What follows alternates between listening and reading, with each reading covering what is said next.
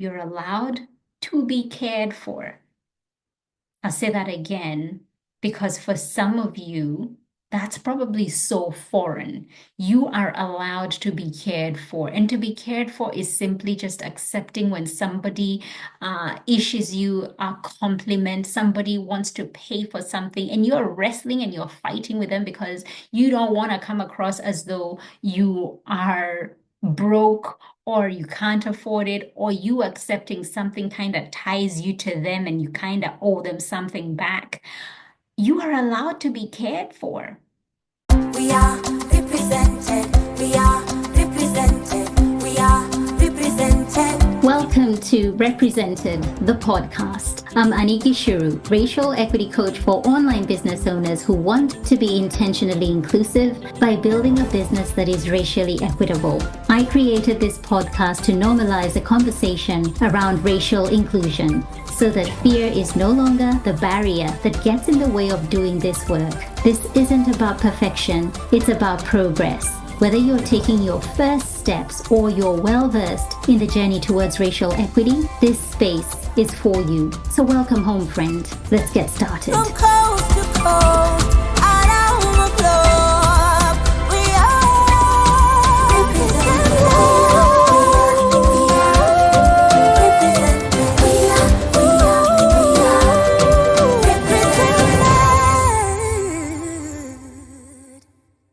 Hey there, welcome back to another episode of Represented Podcast. In the last episode, I shared a little bit of my story, the ways I performed for acceptance, for success, and even survival, from changing my accent to overworking to tying my worth to productivity.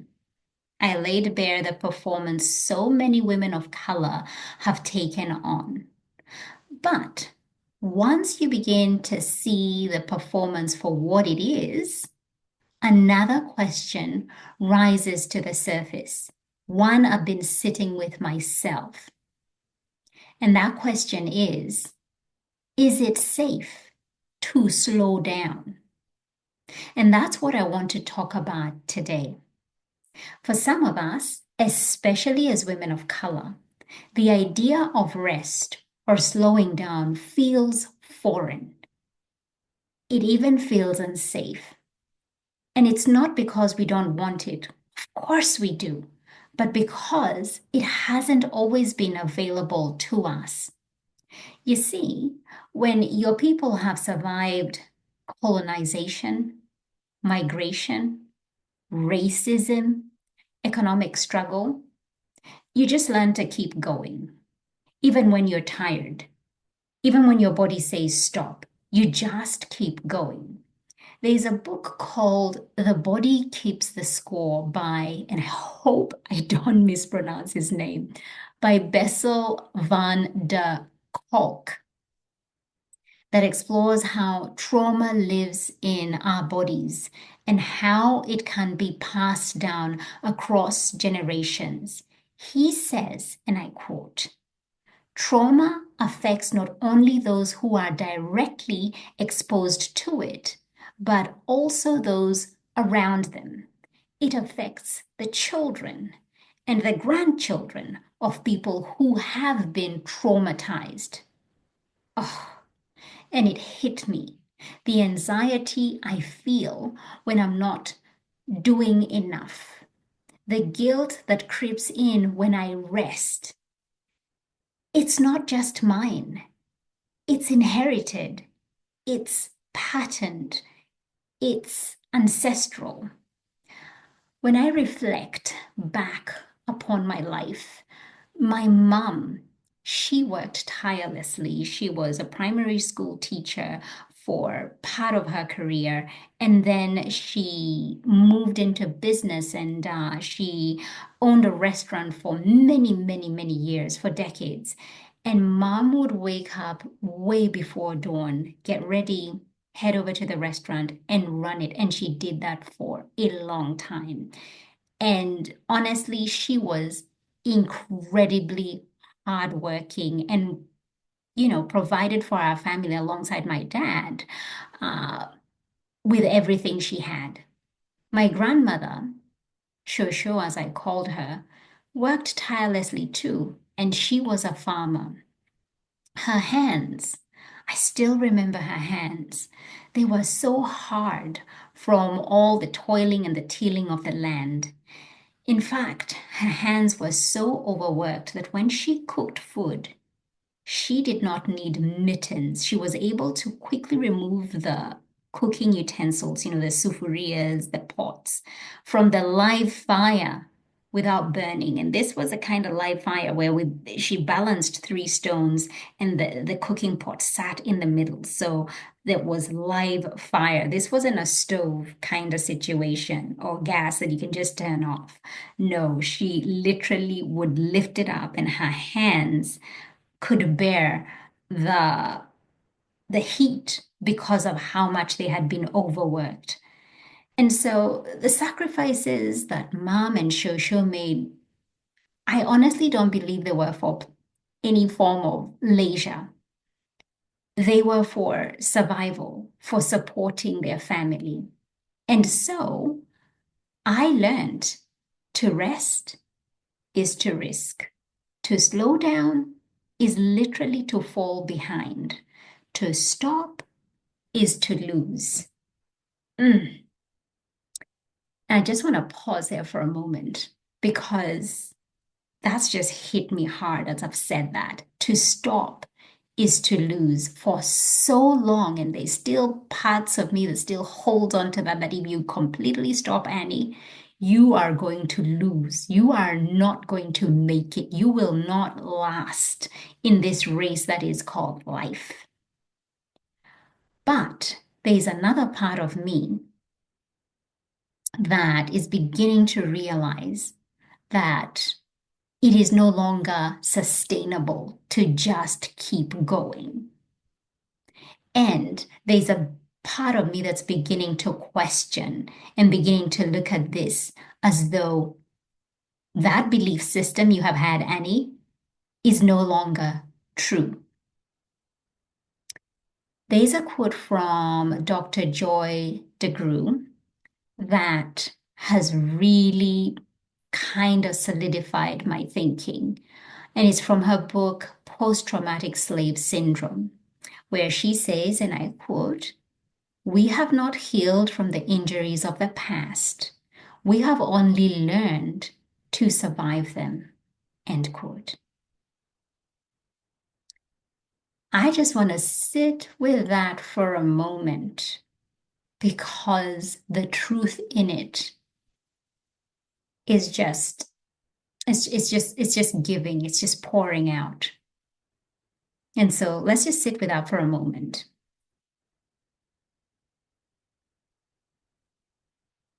Because when I read those words and when I read them for the first time, it made something in me exhale. It helped me understand why slowing down feels like a battle sometimes, why rest can feel unfamiliar even when I long for it. We haven't been taught how to rest. Gosh, we've been taught how to survive. We've been taught how to work until we are bone tired. But how to rest? We haven't been taught how to rest. So let's talk about the guilt that shows up when we do try to slow down. Now, if you've ever had a free afternoon and felt like you should use the time wisely, I see you. If you've ever found yourself doing laundry while listening to a podcast, that's me. And I'm doing this so that I'm not wasting time. How much can I cram? How much can I do? I see you. Rest for us has often been functional. We rest to recharge, to get back to work.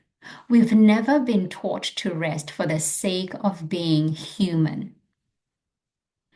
And as I am sharing this, what comes to mind is a couple of people that I follow on Instagram, Africans who just have this, uh, they're just so hilarious and they share the funny side of being African or being brought up by African parents. And there's this particular one where resting is just not, your parents just did not allow you to rest, like to just put your feet up and watch TV. They will find you a chore to do. Like resting is just not a thing. And if you're listening to this and you have those roots in you, you're probably laughing too. And I don't know if it's possible. I'll see if I can link this to the show notes so that you can watch this particular clip that I have in mind, because when I watched it, I was like, oh my gosh, this is so true. I remember not even wanting to rest as a kid, or if I heard my parents come back home, I couldn't just be sitting around watching TV. I needed to be busy. I needed to go and just show myself in the kitchen and just be seen like I wasn't just sitting down and consuming some form of entertainment. No.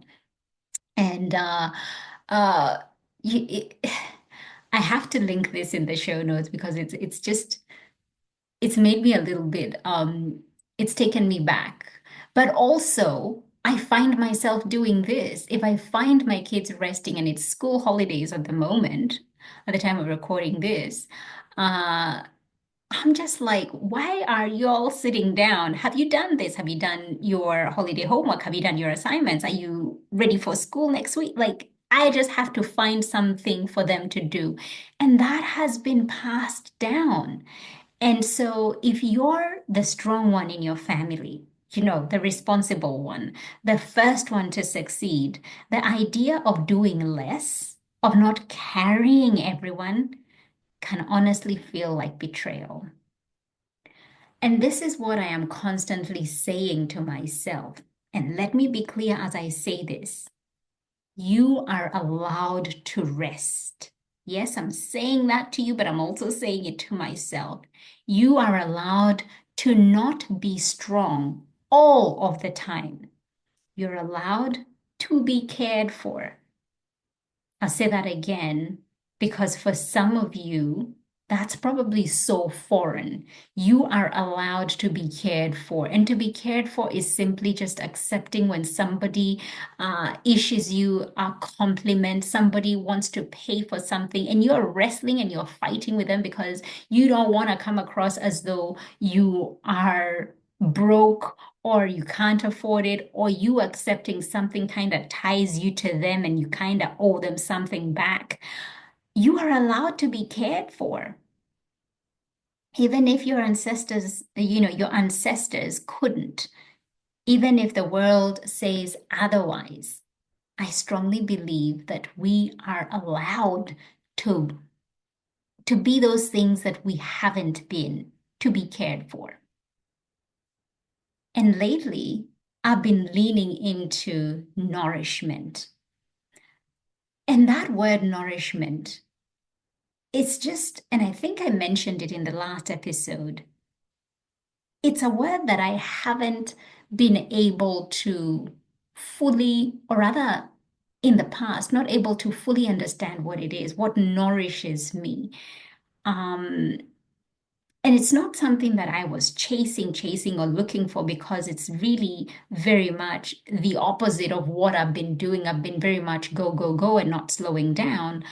And so it's not something I was chasing or looking for, but it's something that my soul was craving and naturally found it for itself. And I found nourishment in cooking and baking for my family. I've been learning to make cupcakes from scratch, frosting them, decorating them with sprinkles. And if you follow me on Instagram, from time to time, you will see me share the delights that I've been making in the kitchen. And I cannot tell you how much that brings me so much joy. And watching my kids' faces as they're eating this food, and plus my husband, oh my gosh it is just really, really fills me up with joy. And so it's the art of creating something from scratch that I'm realizing just brings me so much delight.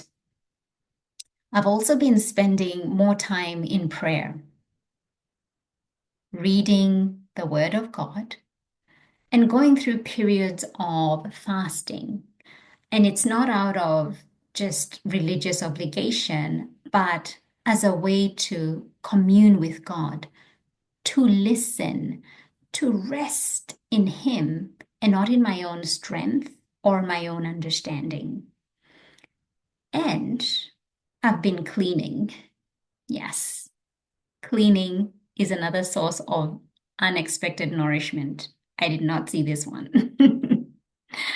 I used to see it as a chore for such a long time, and I would feel so unsettled when my space wasn't clean or organized. Um, and now I've learned to embrace that as part of myself. I don't fight it anymore. If I see those crumbs under the table and they are bugging the heck out of me, I just vacuum them. I don't go like, oh, I'm being so over the top. I will just, go and do my work in the office. And no, those crumbs will be in my mind as I am working. And I will need to, I will need to get the vacuum them. And there's just something about cleanliness that, that I have come to realize having a clean and organized space is my love language. It is how I love myself. It might sound ridiculous, but it is how I love myself. And the process of cleaning, knowing how peaceful I feel at the end, has become its own form of medicine. I've also come to learn that rest doesn't always mean stillness. Sometimes it's baking, sometimes it's praying, sometimes it's wiping down a benchtop while worship music plays in the background. Rest isn't just stillness, it's so many other things. But here's what I want to say most of all to you. You don't need to choose between survival and nourishment, because for a long, long time, survival has been my default.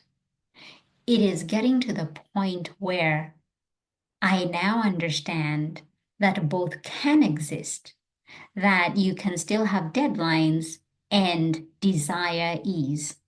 You can still be ambitious and move at your own pace.